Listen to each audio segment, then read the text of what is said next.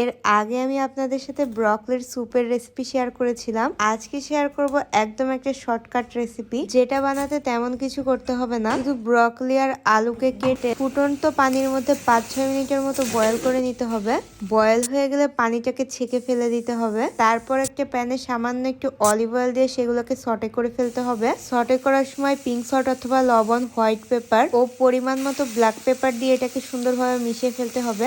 বেশি না 2-3 মিনিটের মতো সটে করলে সবজিটা রেডি হয়ে যাবে। এখন আলুগুলোকে নামিয়ে আমি আলাদাভাবে ম্যাশ করে নিচ্ছি। তারপর এটাকে সুন্দর করে প্লেটিং করে নিব। আমি এখানে 2টা হাফ বয়েল সেদ্ধ ডিমও অ্যাড করেছি। সবশেষে এটার উপর একটুখানি চিলি ফ্লেক্স আর গোলমরিচের গুঁড়া স্প্রিঙ্কল করে নিলাম। হাফ বয়েল ডিমের সাথে ব্রকলি আর আলুর কন্ট্রাস্টটা কিন্তু অনেক বেশি ভালো লাগে। আমি ব্রকলির সিজনে মাঝে মধ্যে এই রেসিপিটা ট্রাই করি। এটা যেমন হেলদি তেমন কিন্তু খেতেও অনেক বেশি টেস্টি। শুধু ব্রকলি না, আপনি আপনার পছন্দের যে কোনো সবজি এভাবে কিন্তু খেতে পারেন।